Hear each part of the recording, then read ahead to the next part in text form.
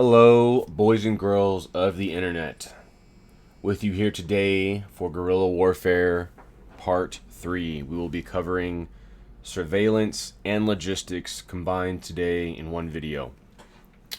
This might be a little bit shorter, and this will be the last video in the series before we get into the actual operations of conducting guerrilla warfare. Okay. So we'll just jump right into it, right? Surveillance. You're going to need eyes and ears all over the city so you understand what's going on, so you can plan your operations from both a strategic and a tactical level. All right. A lot of this surveillance is going to come from human intelligence sources, meaning an actual person is going to see or hear or become aware of something, and then they are going to report that to you. Those humans that are conducting this surveillance for you ideally are not military age males, both because if they are a military age male and they're interested in the movement or whatever you will, ideally we are going to get them doing something more than just looking and listening. Also, non-military age male individuals, right? A little girl on a bike, Timmy playing baseball, grandma looking out her window, soccer mom driving the kids to school, right? These people don't get a bunch of attention from people that are looking for enemy combatants, right? Because they are obviously themselves not enemy combatants. So they just kind of very quickly get checked as, oh, you're not a problem, because you're not a problem, right? So we're going to use that to our advantage. We want those people to be allowed to have a little bit more freedom of movement, get a little less attention from the eye of Sauron, if you will, and hopefully be allowed to go unnoticed and gain information that otherwise we wouldn't have, and be able to pass that to us. Wonderful. Again, this is kind of obvious, but I'll just go ahead and clearly say it. These people are not trigger pullers. They're not sabotagers. They're not involved in the operations, right? As we've already covered in the previous videos, people that are doing the operations are those people. Now we're talking about our surveillance and then soon our logistical structure, which, similar to our leadership structure, does not participate in the actual doing of things. All right. That's just to keep everybody clean and compartmentalized, and right. If our operators get busted by the powers that be, we still have our surveillance and logistical system in place, and we simply need to recruit more operators. Wonderful. All right. We have to have some sort of a system for this information to be disseminated to and from, right? For us to reach out to our feelers, our human intelligence assets, and ask them questions, and also for our human intelligence assets to reach out to us and let us know of things that might be timely, important, that are happening right now. Kind of talked about this in some of the previous videos, but we'll cover them here again, right? Video games with lots of different ways, whether that's in-game mail, whether that's building a server and then like putting books or changing the way the server looks, like the way the world looks, like in Minecraft or something or whatever, right? Or playing like a first-person shooter or whatever type of game, and then in the in-game chat you communicate to one another. These sorts of ways have been historically very successful at not getting identified by government agencies and whatnot. And, CIA is all powerful, but they cannot look at every piece of communication everywhere. So if you can find an obscure way that they're not aware of to communicate, then you can communicate more freely. Yep. So think all that through, right? Think all that steps through. How you reach them, how they reach you, and how you can do that in an obscure way that's not going to be monitored by people that monitor communications. What kind of things do we want these individuals to be looking for, right? They're just, grandma's looking out her window, and what is she looking for? Do we care how many times the Amazon delivery man came to the street that day? No, not really. We are interested in things like troop movements, logistical movements, breaks in the baseline. Okay, breaks in the baseline. We mean things are always, normally, the Russian invaders only patrol down the street once a day, but for the last 3 days, they've been patrolling down the street 3 times a day. Okay, that's a break in the baseline.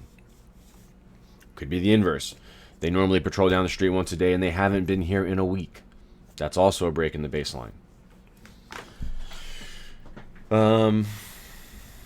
Easy targets, right? So if there's some sort of a logistical structure that's important, or they notice like military checkpoints or patrol patterns that are being really complacent, really lackadaisical, not taking things serious, not being observant, not adhering to their normal protocols, right? Some sort of an easy target's been identified. We're definitely going to want to know about that. Increase in enemy activity, right? We kind of covered that in breaking the baseline, but just that is exuberantly important. And then also high value individuals and their movements and their SOPs of their security teams and stuff like that.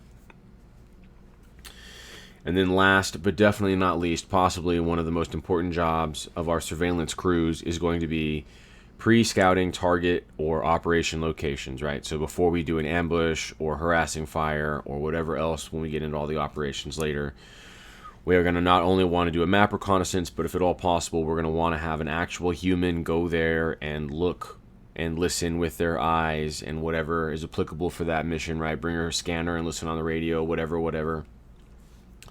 And gain intelligence, right? What does it look like? Do they keep the gates locked? Are there cameras? Where are the cameras? Is there roof access?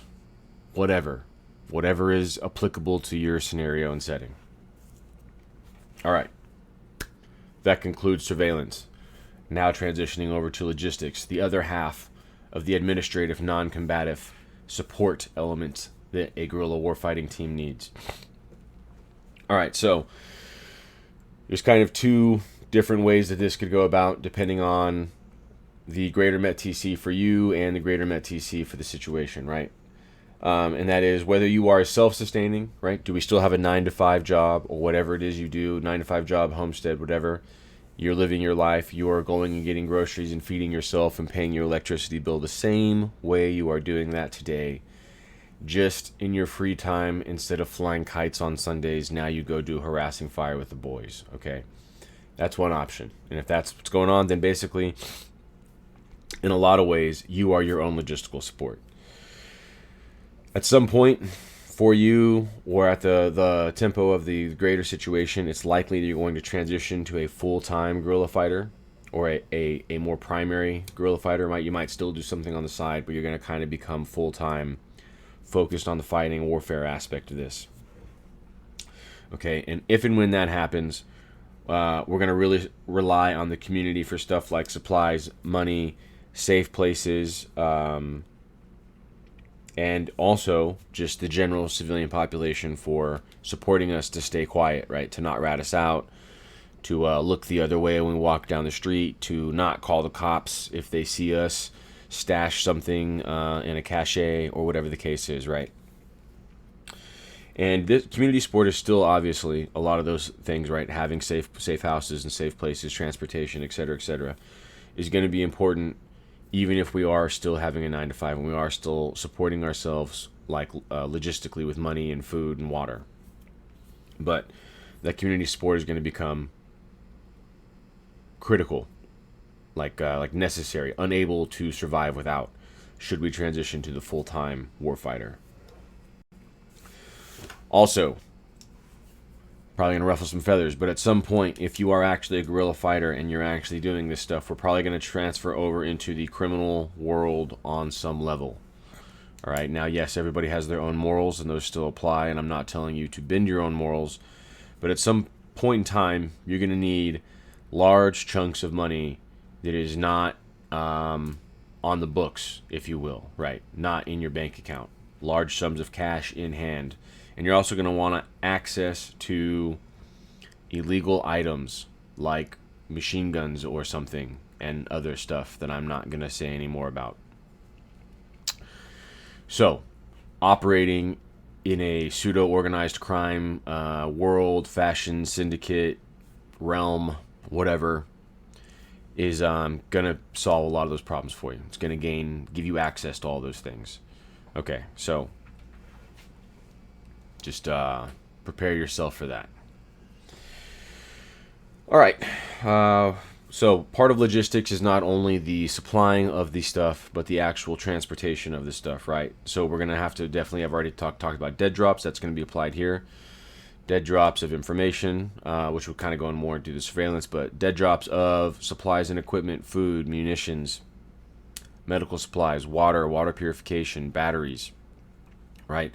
People are going to have to load these things up and then take them out somewhere closer to where the teams are operating, whatever that means, closer to the safe house, closer to the bush, whatever the setting and scenario is, and then drop that shit off somewhere and then leave and allow the team member to come collect those items and take them back to the team. We're going to need safe houses.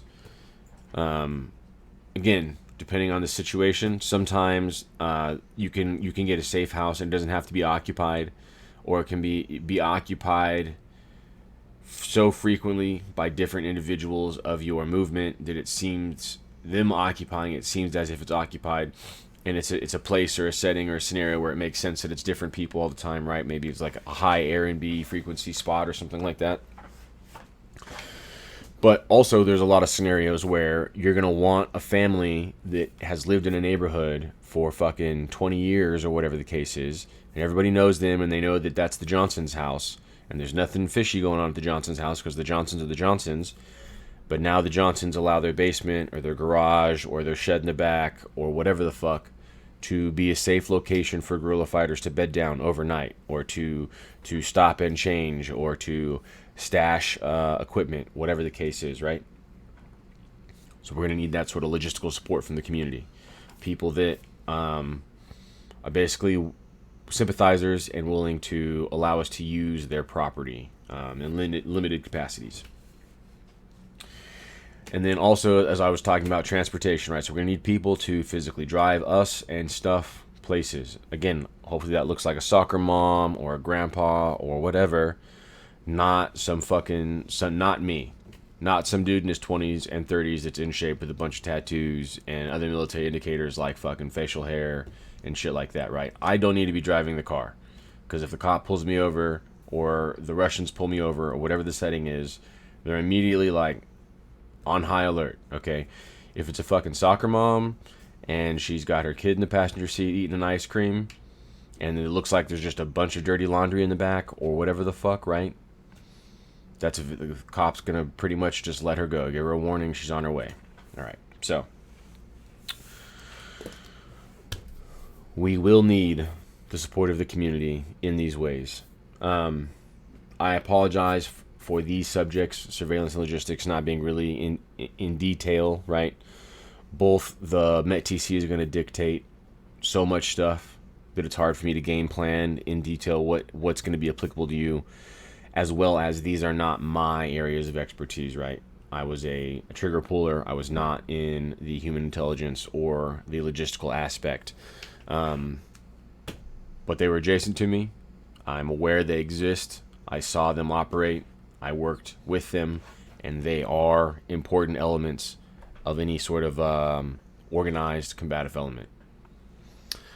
All right, boys and girls, see you soon on the next ones that we'll be talking about actual operations. Later, y'all.